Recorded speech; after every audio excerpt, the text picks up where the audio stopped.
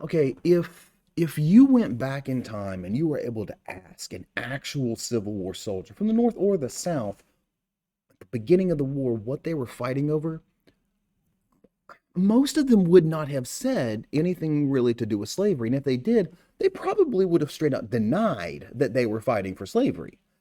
The Northern soldiers, for the most part, would have said, I'm fighting to keep the United States one union. That's what Abraham Lincoln was really fighting for as well. And Southern soldiers would have said something to the effect of that they were fighting for states' rights or their homes or their families, that their way of life was being threatened. Now we know that the Civil War was in fact fought over slavery.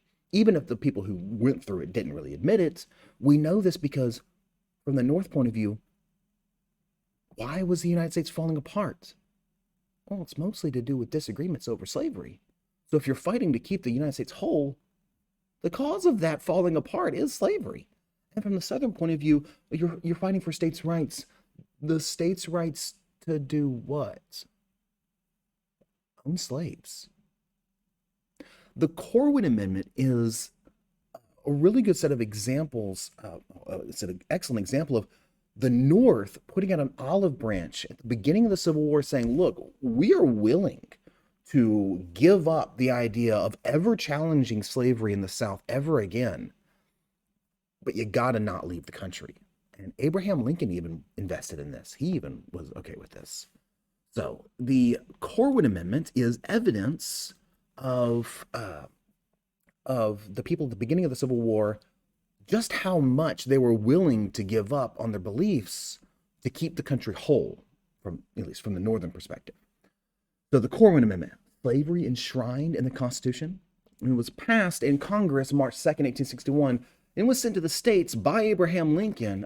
Lincoln actually advised, you'll see above me in the newspaper article up there, that Lincoln actually advised his own Republican followers back in Illinois that they should support this Corwin Amendment. And Lincoln himself actually wrote to all the states saying, this was an amendment proposed by Buchanan, my predecessor. It has been approved by Congress, and I'm sending it to you for your consideration. Because, like he said, Lincoln actually cared more about keeping the country whole than slavery. Now, as the war progresses, things will change. But yeah. So the Corwin Amendment. In the wake of the presidential election of 1860 that brought Abraham Lincoln to the White House, the slaveholding states of the American South, led by South Carolina, began to withdraw from the nation. The Union was breaking down.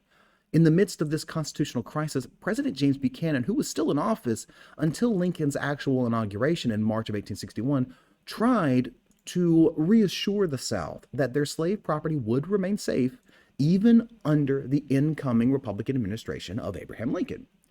He asked Congress to draw up what he called an explanatory amendment to the Constitution that would explicitly recognize the right of states to sanction human bondage and allow slaveholders to retain their human property. In response, the House of Representatives established a 33-member committee under the leadership of Representative Thomas Corwin of Ohio, a free state, to prepare a draft for the president's consideration. This would be President Buchanan and then eventually Lincoln's consideration, but Buchanan was the one who asked for it. Within weeks, the committee delivered the Corwin Amendment to the House, a document that many hoped would satisfy the South. This proposed 13th Amendment reflected the apprehension, the nervousness of those who in the late 1860 believed that they were witnessing the dissolution or the breakdown of the nation. Without actually using the word slavery or slave, the proposed amendment would deny to Congress the power to abolish or interfere within any state with the domestic institutions thereof, including that of persons held to labor or service by the laws of said state. The amendment passed the House of Representatives in late February by the convincing vote of more than 2/3 of the membership. Lincoln sent the amendment, as evidenced by the above letter to that you see, for consideration. Such was his resolve, his determination to keep the United States together in perpetual, forever union. In 1865, at the end of the war, a very different constitutional amendment bearing the same 13th numerical designation was proposed and finally passed. The actually ratified 13th Amendment ended slavery instead of enshrining it, as the originally proposed 13th, the Corwin Amendment, would have.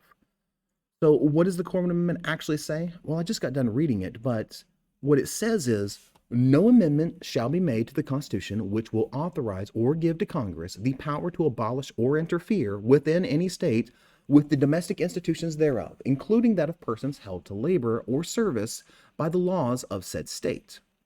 So, this proposed but not actually made law, Corwin Amendment, what would it have meant if it had been actually ratified and made law? Well, first off, slavery would have been prohibited in any territory of the United States, effectively returning the country to the Missouri Compromise until the territories eventually became states and fell under the later you vote for its policies. South of the old Missouri Compromise line, slavery of the African American race would, quote, hereby be recognized. Congress would not be able to interfere with slavery ever again. Also, Congress was forbidden to abolish slavery in places not under federal, as opposed to state, jurisdiction. So the federal government would never again be able to touch slavery unless it was on their land. If it's state land, if it's under state jurisdiction at all, it's up to the states. And also, Congress would provide full compensation. They would pay the owners of escaped fugitive slaves and was empowered to sue the county in which any obstruction, any difficulties in returning said fugitive slave occurred. I hope you're learning and I hope you're having fun.